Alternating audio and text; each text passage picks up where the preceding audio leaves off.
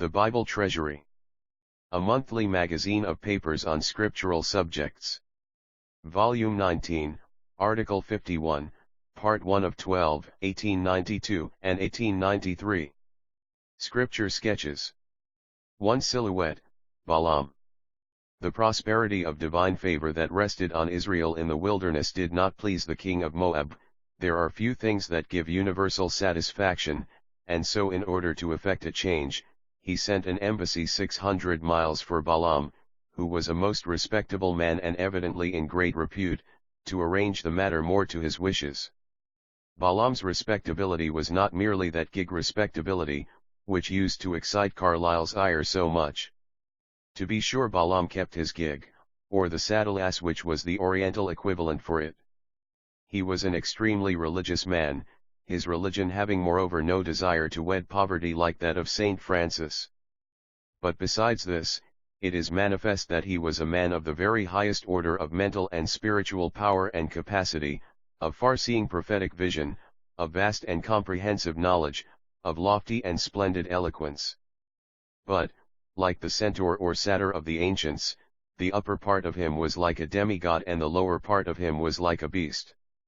He was corrupt, and, as the Latin proverb says, the corruption of that which is best is the vilest thing of all. He had that cursed appetite for gold, ori sacra fames, which eats into the soul like cancer.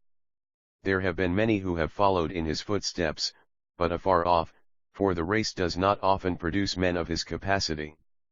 Solomon is an instance of a man who had godlike wisdom and at the same time a most animal libidinousness, but Solomon was incapable of the deliberate wickedness that Balaam perpetrated. The first Duke of Marlborough was an instance of a man of almost superhuman comprehension in war and diplomacy, who could yet sell his own sister, or his own country, for a little gold, who could rob the starving soldiers that were dying for his fame, and send information by which 800 of them were slain for a few guineas.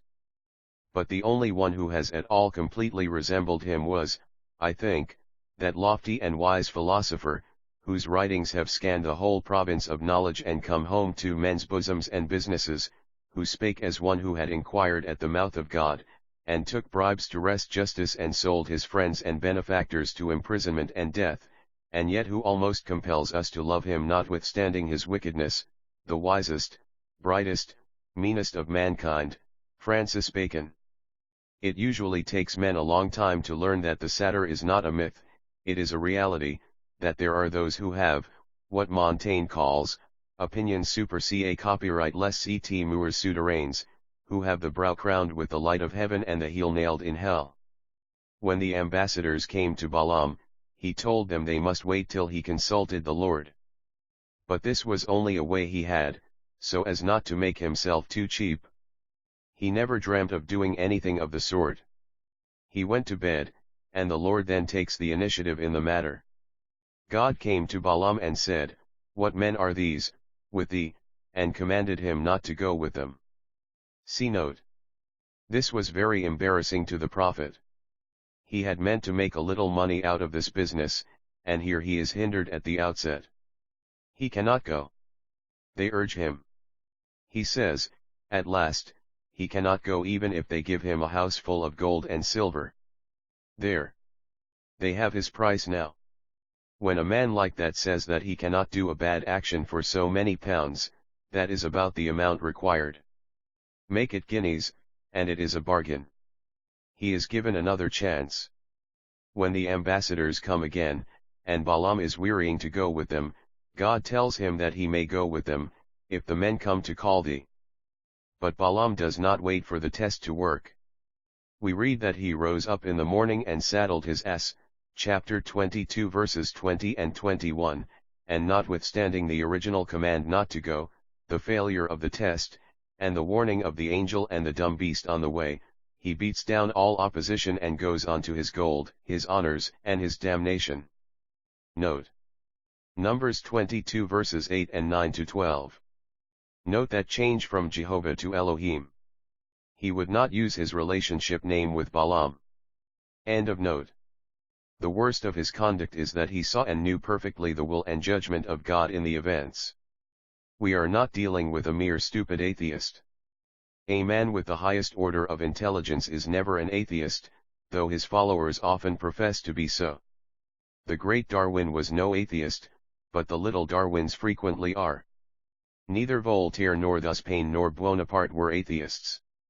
As Bacon says, a little philosophy inclineth a man's mind to atheism, but depth in philosophy bringeth men's minds about to religion. It is not knowledge, but a little knowledge that is a dangerous thing.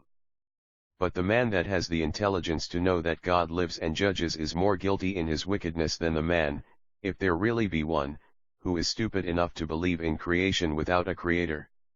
His great reputation for sanctity and spiritual power he is prepared to put out to market to Moab. And truly what was the good of it to him if he could not turn an honest penny by it? When Jonas Hanway suggested to his coachman that he would like him to have family prayers, the man replied that he would willingly, and he hoped it would be considered in the wages, and certainly it ought to be, because piety of this nature must be rewarded in this life, for it has not much to expect from the next. Balaam hoped to die the death of the righteous, but like many another who has the same desire, he prefers to live the life of the wicked, and this is not the way to attain to it. He goes up deliberately prepared for a little sordid gain to curse into misery and disaster a whole nation of people who never offended him, and when God turns his curse into a blessing, in the middle of pronouncing it he murmurs in the king's ear, doubtless in calm, unctuous, sanctimonious accents, a fiendish plot by which to destroy them. Let me die the death of the righteous, and let my last end just the last end of it only be like his, he said, but he died the death of the wicked in the midst of the enemies of God and by the sword of judgment, a man of noble and splendid endowments, with the golden mouth of a Chrysostom in his life, and the gold-filled mouth of the ghastly Crassus in his death. J.C.B.